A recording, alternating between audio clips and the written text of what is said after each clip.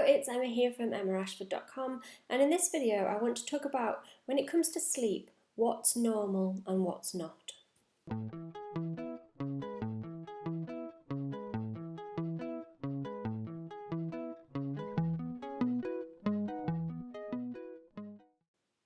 So when it comes to sleep, it's quite difficult to know what's normal and what's not. In my clinic, I see lots of people who don't really know what sleep is meant to be like. I meet people who worry unnecessarily about the quality of their sleep, and I meet people who don't realise that their sleep is quite bad, but are feeling the negative consequences in other areas of their life. So I really want to clear up what is normal and what's not so normal. What could indicate that there might be a problem.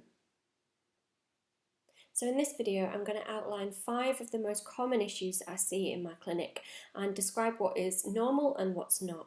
And I do just want to say that if a problem has persisted for a long period of time for you, it doesn't mean that it's normal, even though it feels normal for you. So it is still a problem, and it can still be most likely fixed. It just amazes me how much people put up with because they see it as, well, it's just normal for me. Okay, so number 1, it is normal to wake up during the night. It is really common, really normal to wake up 2 or 3 times, perhaps even a little bit more during the night. So you might notice the time. So in the morning you might think, oh well, I remember 2:30 and I remember 4:30. That's quite normal. It's normal to turn over, to reposition yourself, to get comfortable, to maybe take a blanket off or put a blanket on. It's also really normal to get up and go to the loo.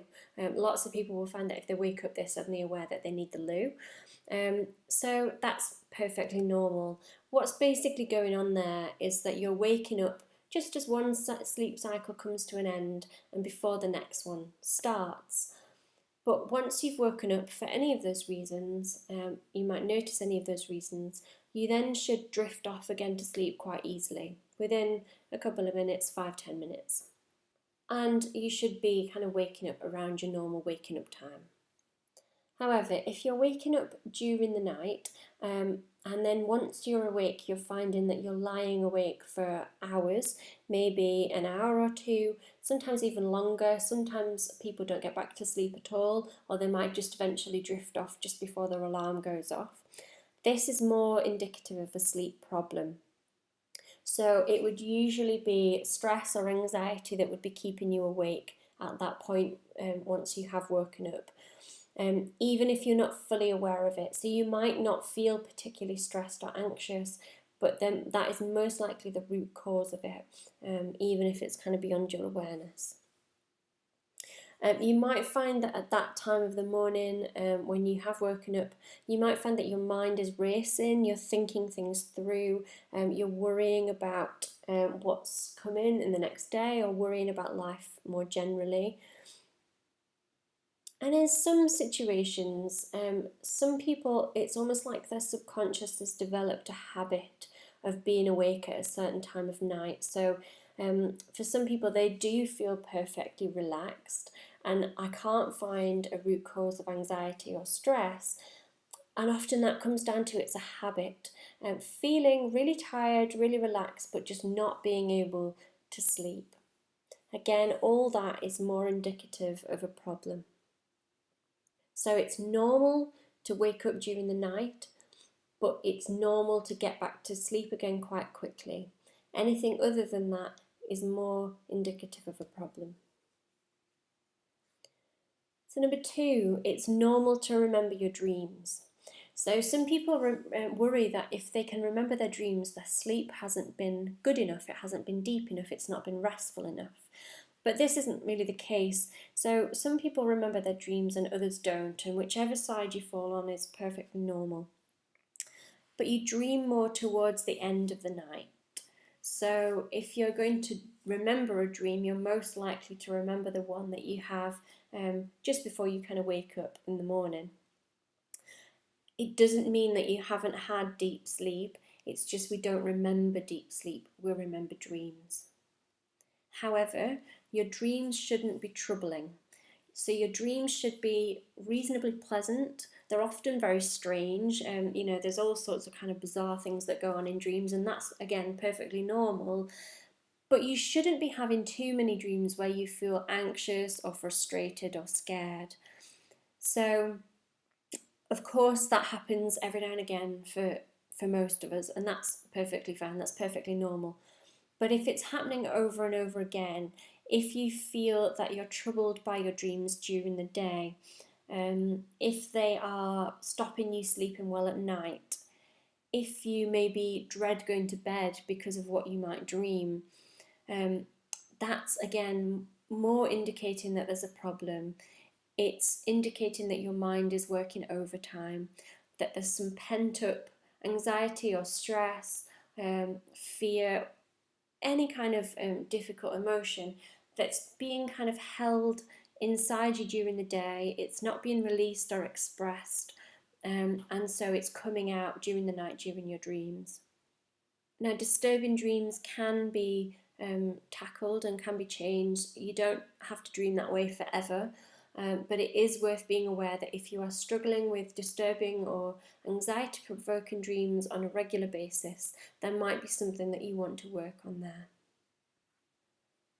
Number 3, it's normal to feel that you're sleeping more lightly towards the end of the night. So a lot of people worry about this, feel like they've been aware of being asleep almost. It's a strange kind of feeling that most of us have had at some point. But basically, the way that sleep cycles work means that you have lighter sleep towards the morning. So those last few hours before you wake up in the morning are lighter sleep, and lighter sleep is where we dream. So often it can feel as though we're aware of being asleep because we recognise and remember our dreams. And sometimes our dreams can be really kind of realistic. So it's almost like you feel like you've been playing out an event actually happening, or you've been seeing the events of the next morning happening, kind of thing, as if you're playing it through. And you are still dreaming, it's just that it's very realistic. So you often notice this kind of thing when you are stressed, or if you've got something different happening, like you might have I don't know, a big presentation or something to do, or you might have a particularly busy week. You'll notice yourself dreaming in that way at that time and feel as though your sleep has been more light. But you should only really feel this way kind of towards morning. You shouldn't feel that your sleep is like that all night. So if you are feeling that your sleep is very, very light the whole night, that you're almost aware of being asleep all the time, then you might not be achieving the deep sleep that you need. So you might find that you're feeling more tired during the day, like you're waking up and just not feeling rested at all. Now, it is perfectly normal to have the odd night of this happening. Like I said, when you've got something going on at work, or a classic one for me is if I'm getting up to go to the airport at silly o'clock in the morning to get a flight to go on holiday. I find it harder to sleep then, and so I sleep, but I'm aware of kind of feeling like I'm asleep. It's normal for a night or two, particularly when you can identify the cause, but that shouldn't be continuing for much longer. So number 4, it's normal to have periods of time when it feels harder to get to sleep. So everyone has the odd night of not being able to get to sleep very easily, of it taking longer to get to sleep than it normally would. So you're probably talking an hour or 2 to get to sleep, maybe more in some situations. So these nights can feel completely random. You can just think, well, I don't know why I found it harder last night, but I did. Or they can be linked to stress. So again, you know, worries, unusual things happening at work, anything like that.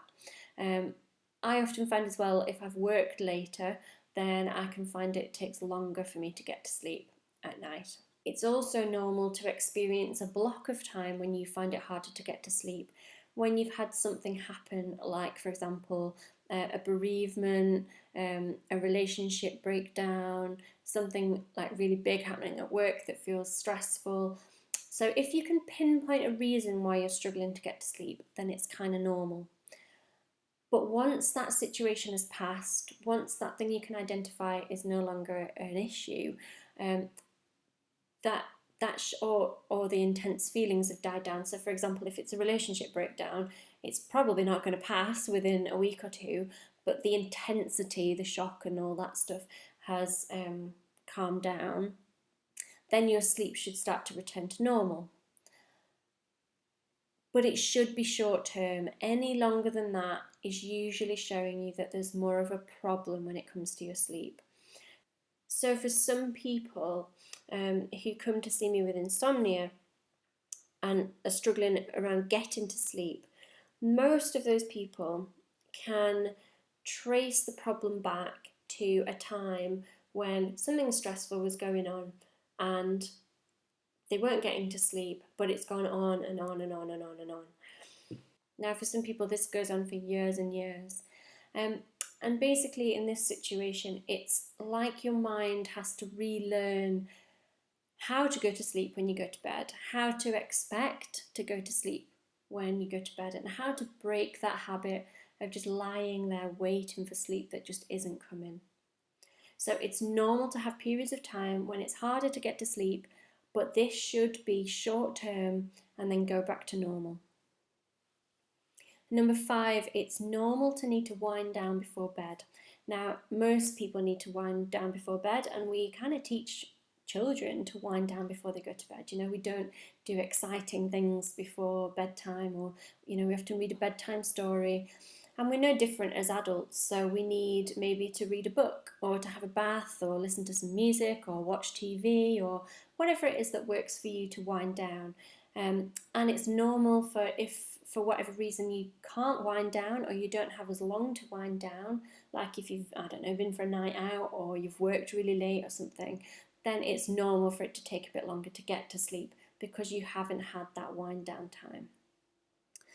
However, if you are relying on something to get you to sleep, then that shows that there's a bit more of a problem.